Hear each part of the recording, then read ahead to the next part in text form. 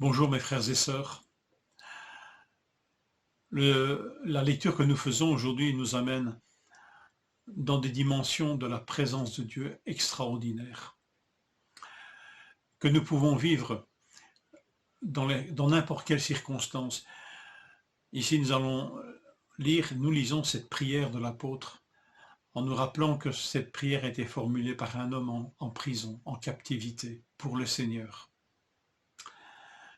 Il dit dans Éphésiens 3,14, « À cause de cela, je fléchis les genoux devant le Père. » Je fléchis les genoux, en signe d'humilité bien sûr, devant celui qui est au-dessus de tout. À cause de cela, dit l'apôtre. Et cette expression relie la prière qui va commencer, au verset 14, elle la relie au verset 1, qui commence par la même expression, « À cause de cela, moi, Paul, le prisonnier de Christ pour vous, les païens, les non-juifs. » Et certaines traductions mettent 3 points de suspension. C'est qu'en fait, le verset 1 est interrompu. Le verset 1, c'est ça, va s'interrompre, le raisonnement de Paul, ou la prière de Paul, qui en fait commence au chapitre 3, verset 1, va être interrompu par une longue parenthèse, de verset 2 à 12. Et sa prière reprend au verset 14. Donc nous pourrions lire, à cause de cela, moi, Paul, le prisonnier de Christ pour vous, les païens, je fléchis le genou devant le Père.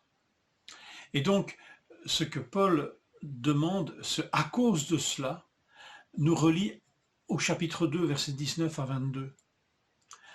À cause de quoi? À cause du fait que vous, les chrétiens d'origine juive et non juive, nous sommes appelés, et surtout vous, les chrétiens d'origine non juive, vous n'êtes plus des résidents temporaires, vous n'êtes plus des étrangers, mais vous êtes des membres de la famille de Dieu, de la maison de Dieu, et vous formez ensemble une habitation de Dieu en esprit.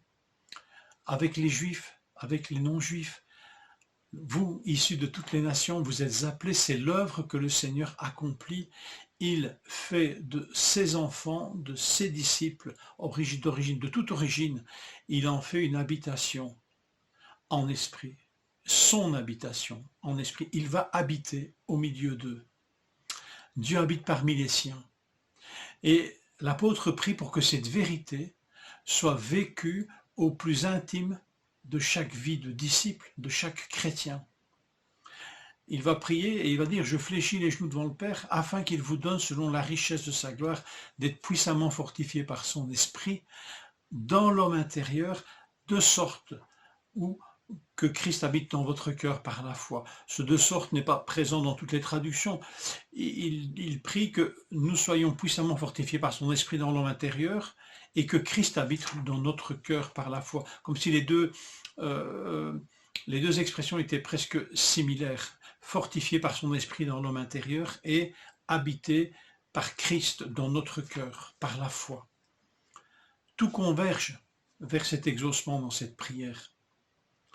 Et il demande que nous soyons fortifiés dans notre être intérieur par l'esprit et que Christ habite dans nos cœurs par la foi. Dieu veut faire de l'ensemble de ses disciples une habitation de l'esprit. Et Paul demande au Père que chaque disciple soit habité par Jésus lui-même. Que Jésus soit l'habitant de chacun de nos cœurs, à l'intérieur de notre intérieur. C'est dans cette présence intime que nous pouvons être enracinés, comme une plante qui est enracinée dans le sol qui va lui donner la croissance, et que nous sommes fondés comme une maison appelée à s'édifier, et que nous pouvons comprendre avec tous les autres enfants de Dieu, tous les saints, que nous pouvons comprendre la largeur, la longueur, la profondeur et la hauteur de l'amour de Christ. Quelle prière! Quelle prière! C'est le prisonnier de Christ qui demande ces choses pour ses frères, afin qu'ils ne perdent pas courage. Et loin simplement de leur donner des consolations, ça ira mieux demain, c'est pas ça qu'il leur dit. Il fait cette prière qui s'appuie sur ce que Dieu fait objectivement. Dieu veut habiter au milieu de ses enfants. Mais Dieu veut habiter le milieu de chacun de ses enfants. Il veut habiter l'intérieur de chacun de ses enfants. afin que Christ habite dans vos cœurs par la foi. Jésus avait déjà promis ces choses extraordinaires en nous parlant de la promesse de l'Esprit dans Jean 14, qu'il demeurerait en nous. Et Jésus dit aussi que le Père et lui-même demeurerait dans les disciples. C'est extraordinaire, n'est-ce pas? Cette prière de l'apôtre Paul ici s'appuie sur les desseins de Dieu, habité parmi son peuple, je le répète. C'est ce que Dieu fait en nous sauvant. Il va habiter au milieu de nous, mais encore pas seulement entre nous, mais au milieu de chacun de nous.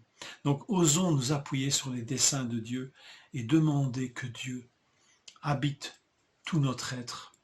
Seigneur, accorde-nous de faire de cette prière notre prière. Je vous souhaite une journée étonnante entre les mains du Seigneur, étonnante de manifestation de sa présence au plus profond de nos cœurs à chacun de ses enfants.